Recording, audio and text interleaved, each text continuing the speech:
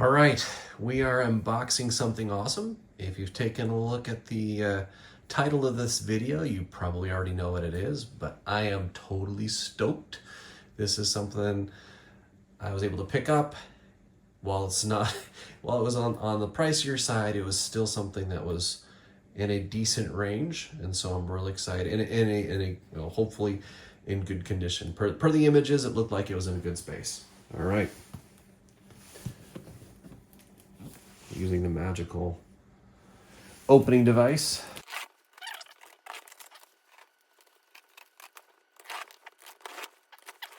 Awesome, there we go.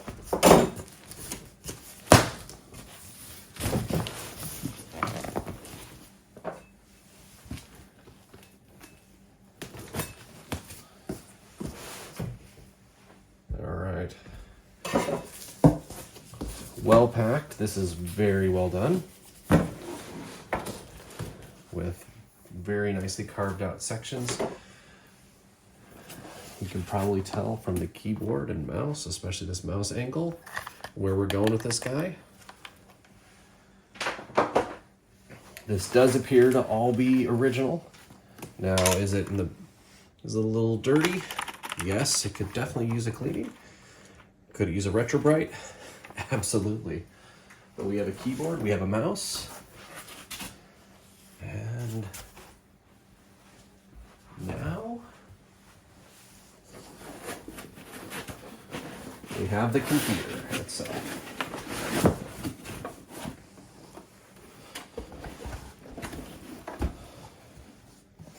An original Amiga, an Amiga 1000. I am very stoked. We'll get playing around with this a little bit later. All right.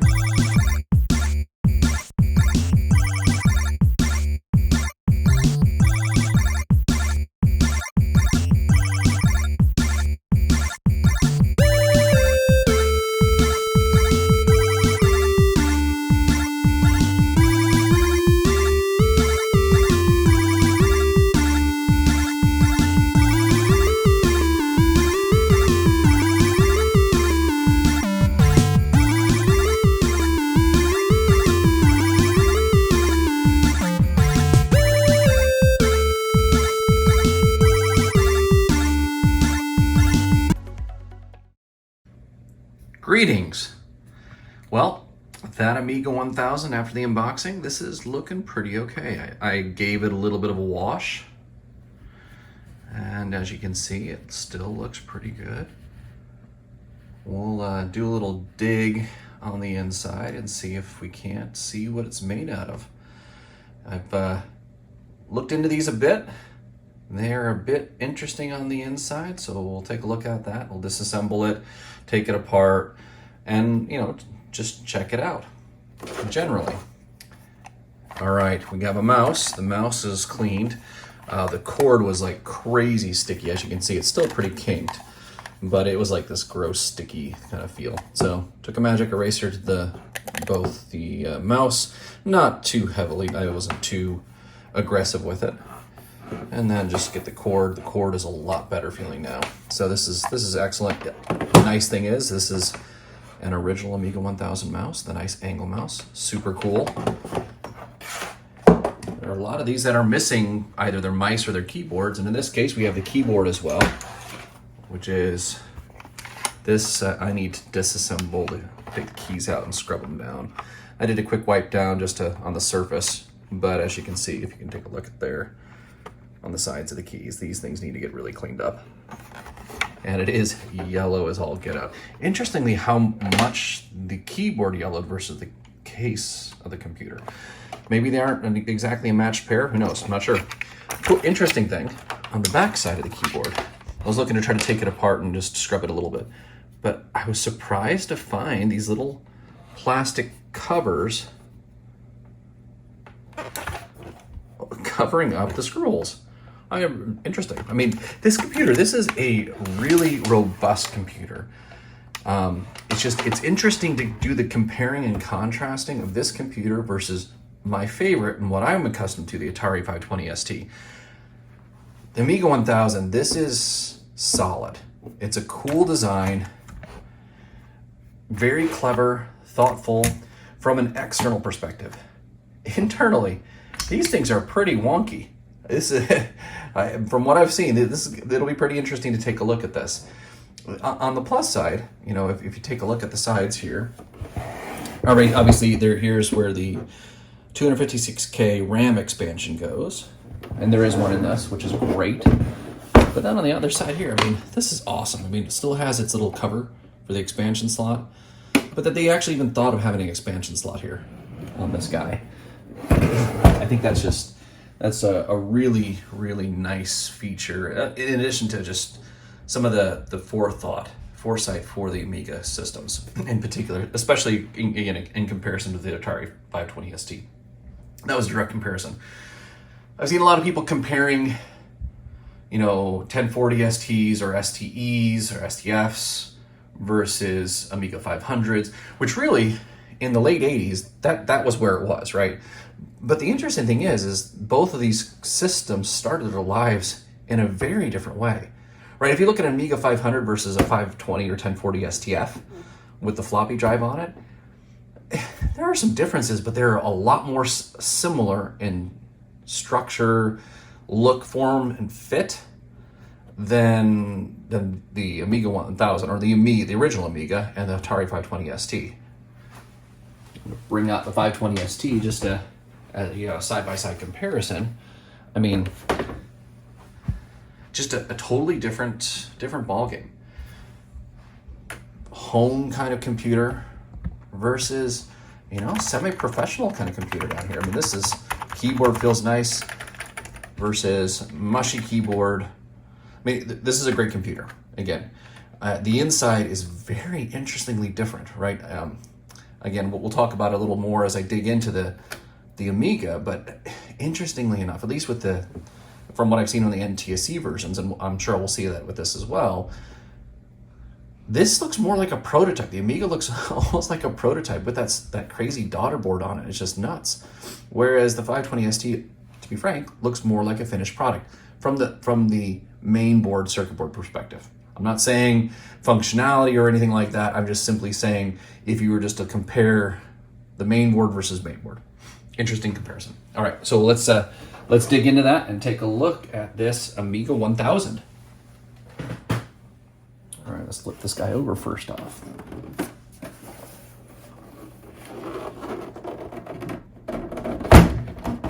Ooh, there we go. Let me get a good big picture of it. I don't want to scratch at the top too much. This is a really pretty guy. I like this thing. Super cool. We'll just raise you up a little bit. There we are. Grab my favorite screwdriver and get to disassembling.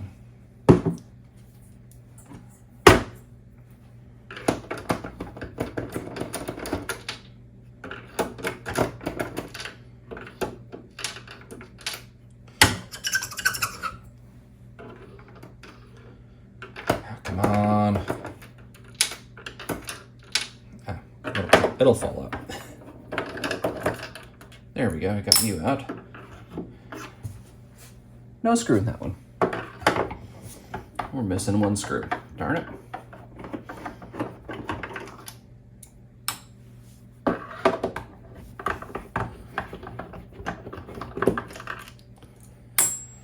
Let's try to get this one out one more time. There we go. Got the last guy out. We'll get these that hold on the front face as well. All right, let me come back with a... All right, I've read a lot about this guy. Ooh, look at that. Little foot. We'll need to look at getting some feet replacements at some point. All right, the feet are a little wonky. Well, let's flip it over.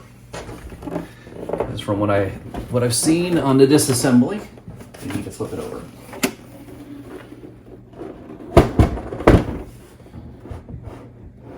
There we go. Let's start with this guy. See if we can't get him to come off now. Then we'll try with the sides first. Let's see here. There we go.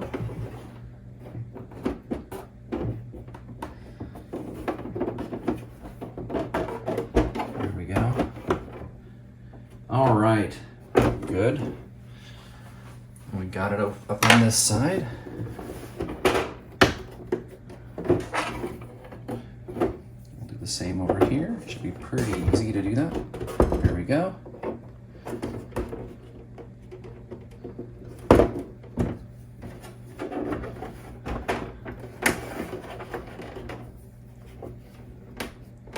Just don't want to break any of these clips off. This thing feels like those clips are still in place across the board. There we go.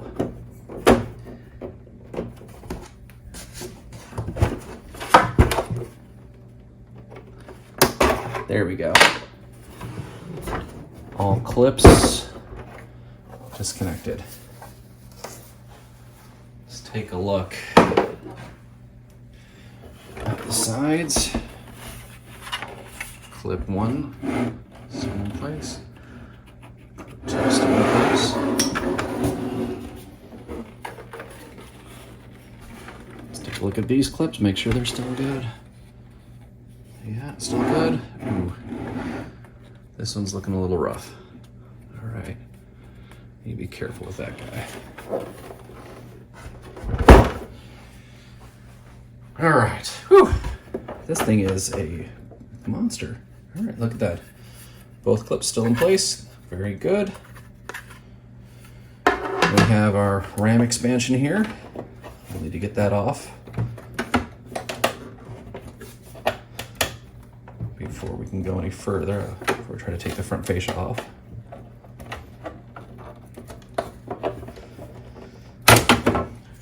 All right, there we go. Have this front fascia. Let's make sure again.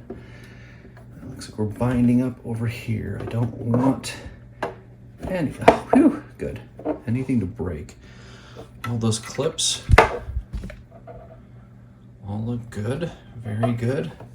All right, we can disconnect this LED.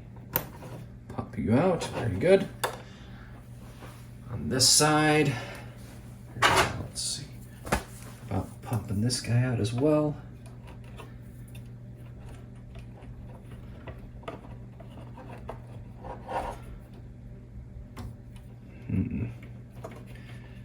There we go.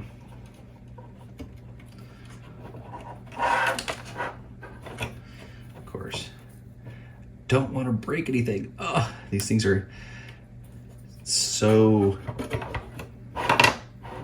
man, I could always fix it if I yanked off a wire, but there we go. It's always nice to keep these things in as good a shape as possible.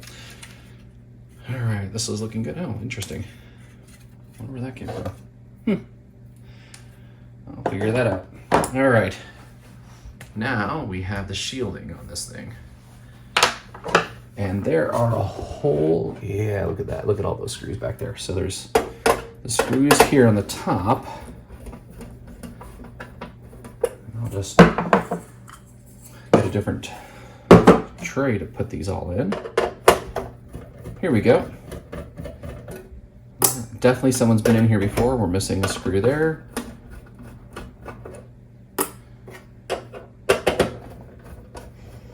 Someone's been handling this as well.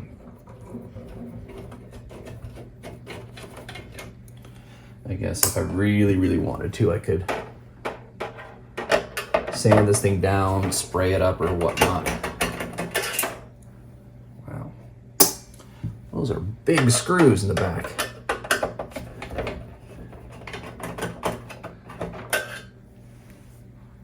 Let me turn this around. That'll make it easier to see and easy for me to actually manipulate those. Yeah, hopefully you can see there. There you go. See the little screws in each one of these ports. Each side of the port is big beefy screws.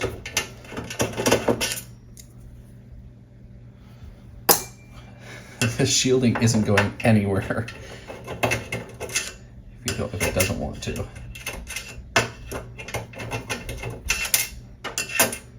Oh, come on. There we go. This is my favorite screwdriver. I've had this screwdriver, I don't know, for years, 20 years, thereabouts. If you look at it, yeah, if you spin it a little, you can see. I think I used it to lever something at some point and bent it slightly. It doesn't impact its ability to open like vintage computers at all.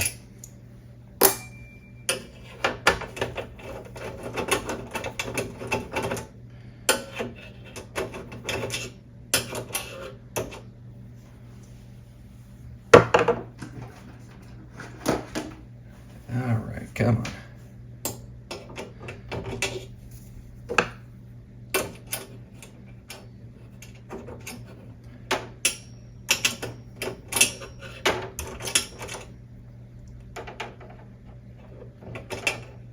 Come on. Come on, be nice.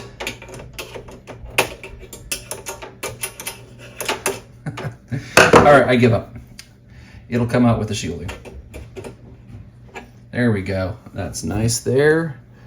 I think that, oh, there's another tab on this side. Bend this back a little bit. There's one of the little twist tabby things.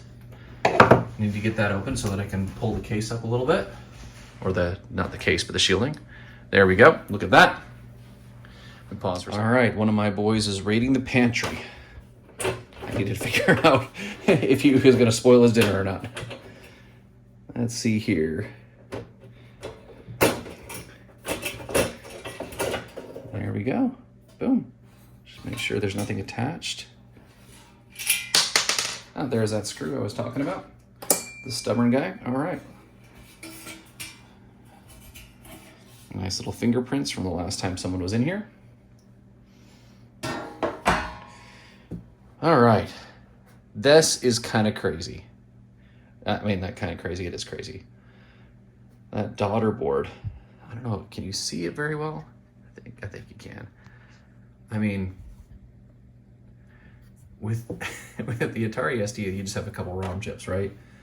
The first ROM chips, yeah, did have to boot something from a floppy disk, but the fact that this had this daughter board to load Kickstart and store it in this memory, just kind of crazy.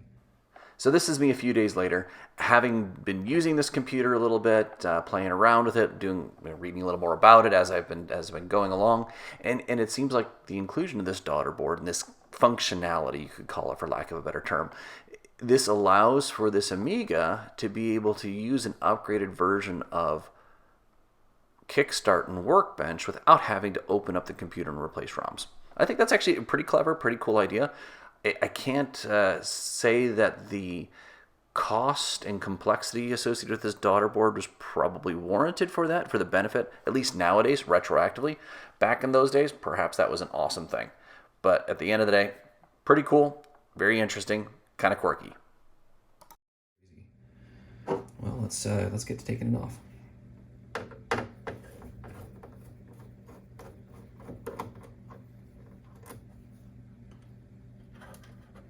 What's this?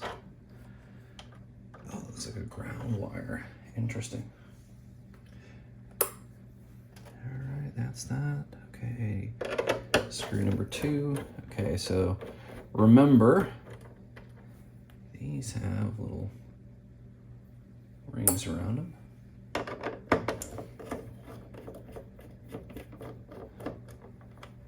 All right, there's 3. Let me make sure I got them all before I start pulling on this thing.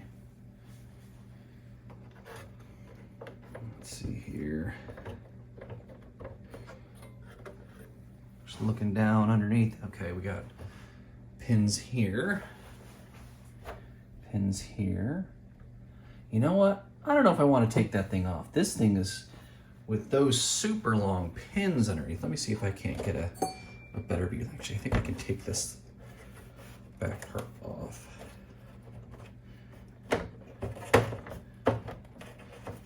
Maybe I can pull it off. better now. We'll look at it from the front. It is crazy. Looking at these pins. Let's see if we can see those.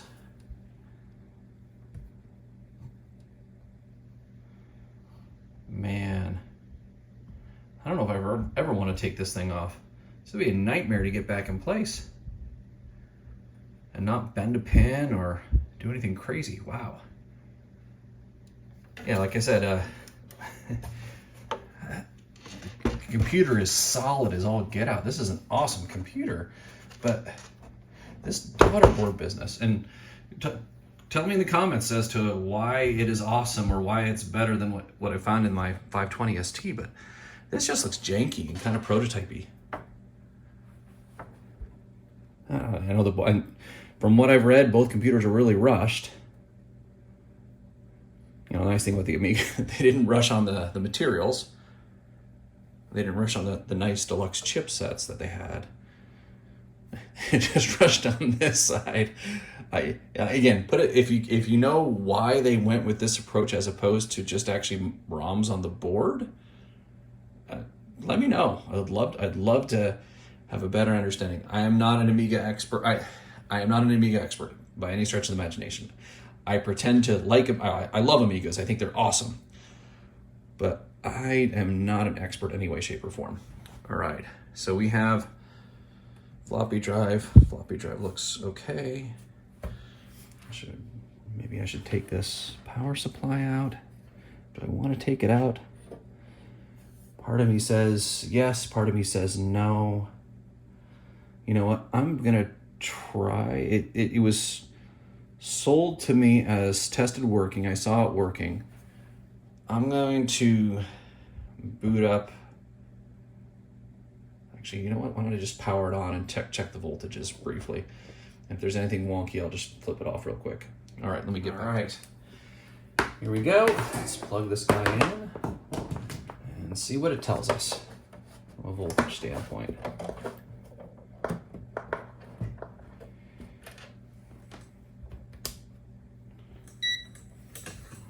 right, I'll get ready to shut this thing off at a moment's notice.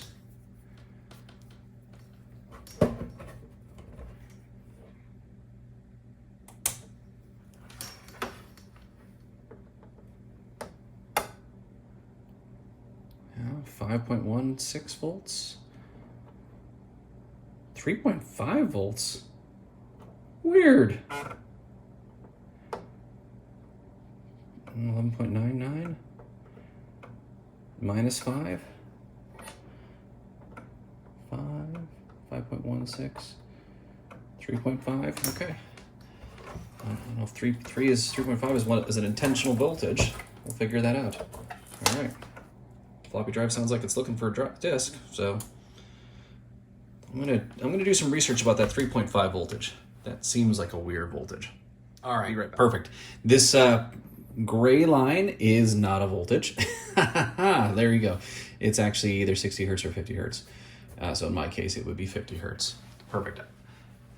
I do not currently have an oscilloscope, so we're not going to worry about that right now. All the older voltages looked just fine.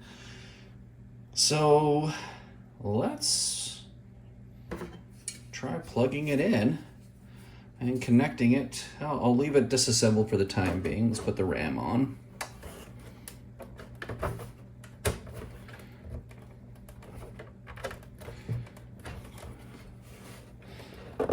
Make sure it's in. Perfect. That is a snug fit. And need to grab a few things. All right. Oh, something else. Want to highlight this? Super cool. Yes, everyone likes to highlight this when they see an Amiga 1000. You got the various different signatures, just like with the Macintosh. I think the Macintosh did it first. Such a cool idea, though. Really, great idea. J minor, J minor's dog. Like to point that out, everyone. It looks cool. All right, let's get those other things. I need to get a Kickstart disk, which I have, and I'll get a Workbench Kickstart 1.3 and a Workbench 1.3. I wrote the kickstart from my Amiga 1200 to a floppy disk, so let's see how that pans out. All right, I got a few disks to test out. I've got a kickstart disk, Amiga Workbench 1.3, I've got Amiga test kit, and let's move it over here to this lovely not computer, but screen over here. Let's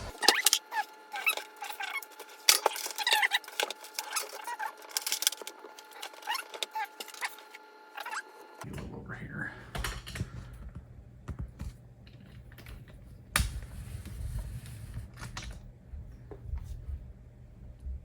Source to VGA. There we go.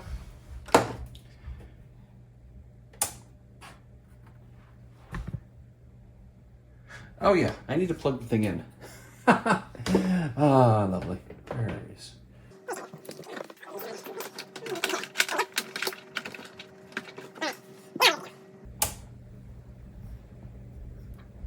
Light is on. Signal is coming through.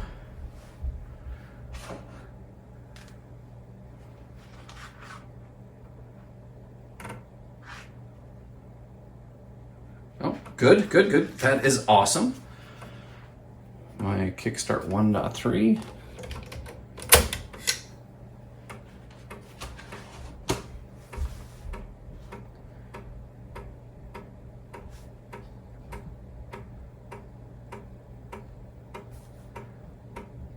Probably this sounds good, maybe. Oh. Well, that's not good. It seems to be working. Let me see. I've had some problems with the screen before with Amigas, especially the 500. Let me try this. I'm gonna try this instead. Let's see about if I can use composite. See if that does anything different. Leave the kickstart in there.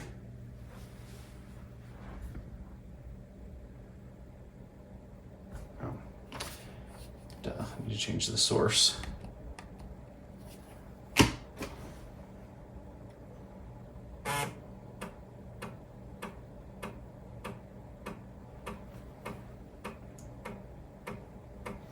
Oh,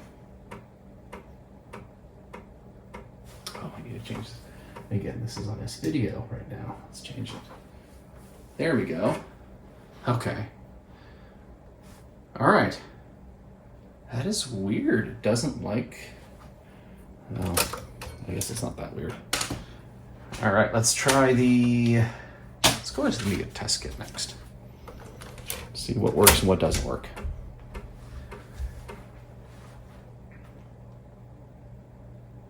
Oh yeah, there we go. Memory. 0.5 meg, chip RAM. Perfect, nothing else. I don't want to test right now.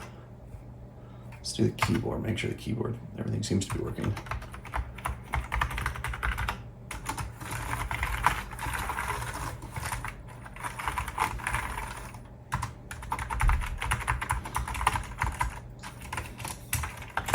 This is awesome.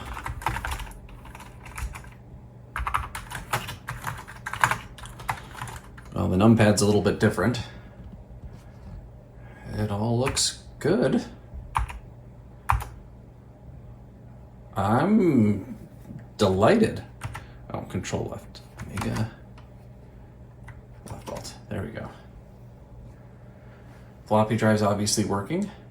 Let's see about audio. Let's see, am I on mute?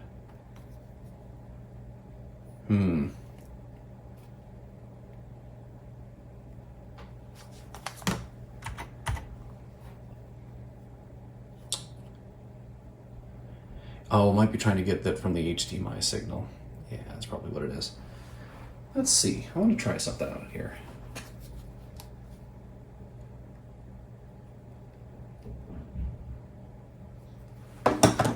see if I were to replace that with that. Yeah, there we go.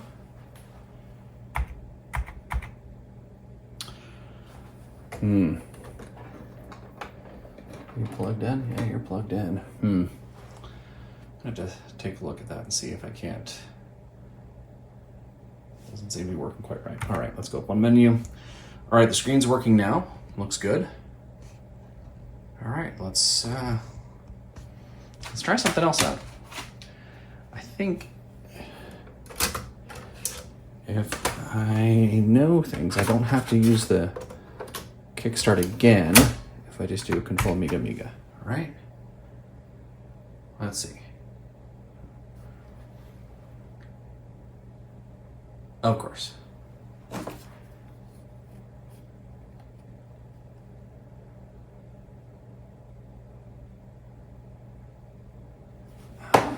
Does not like this guy. Let's see if this does it right now. Okay.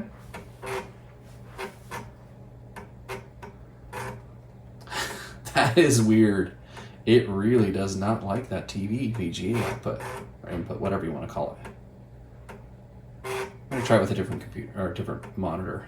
I have a nice 15 kilohertz monitor, accepting flat screen that I can try it out on.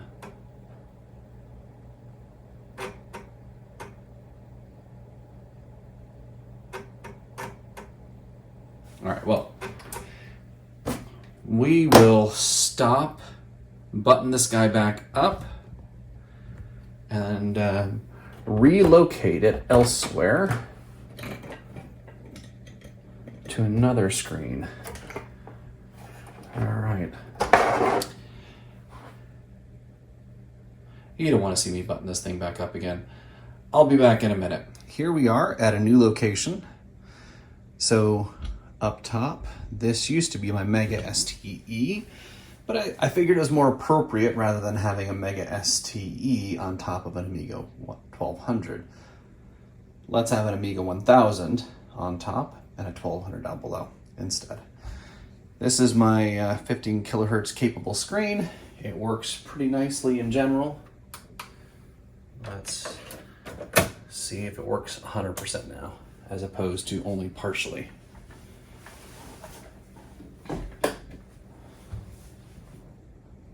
Yeah, it's looking good.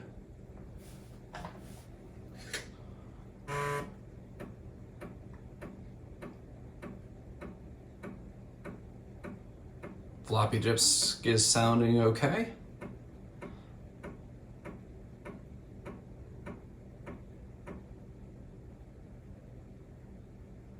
Come on. Oh, yeah. Yes. Whew. I was worried there for a second. Let's get Amiga test kit. I also have audio cables that I know are working because they were working on my Amiga 1200 just a little bit ago. So let's see if these will work now. Hopefully the audio is working. Let's go to F5.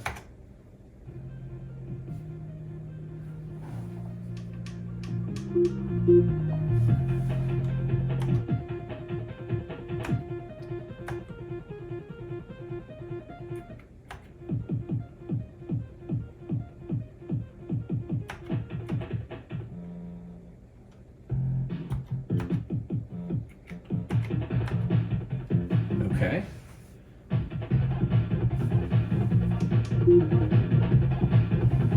Sounds not too bad. All right, let's try something else out here. There we go.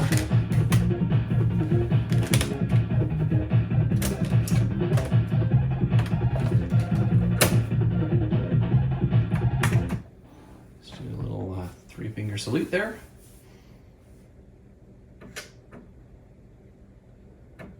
We'll want to center that. It looks a little off-centered. Here we go. Let's see how this works. Mouse is working well. Keyboard is obviously working well.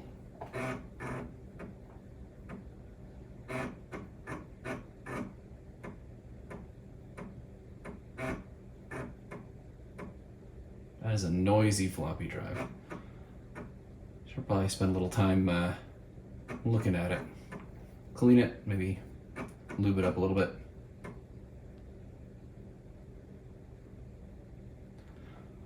There we go. Best game ever.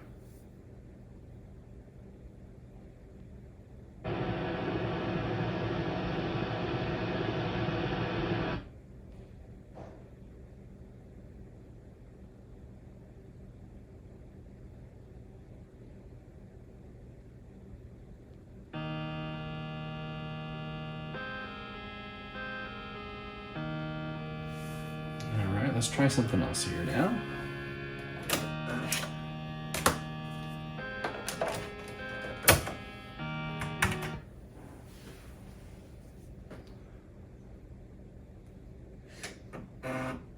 This has a unique sound to it. I like this program here. Ah, there we are. It's a cracked version, obviously.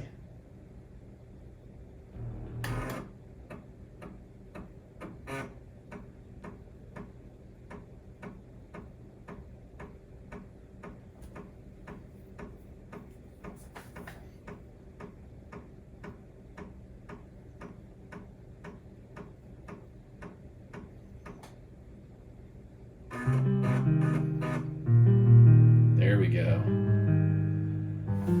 Ultima 5. I love the way this thing sounds. Very different than anything else, any of the other Ultima 5s. This Amiga tune is really cool.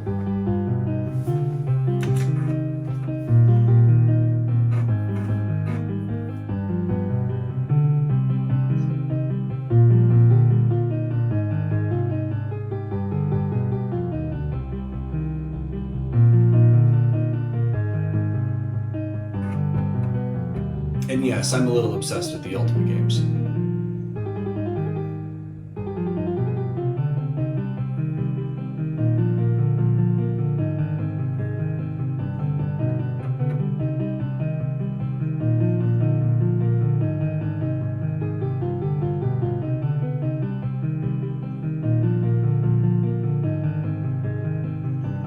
All right, I think things are working good.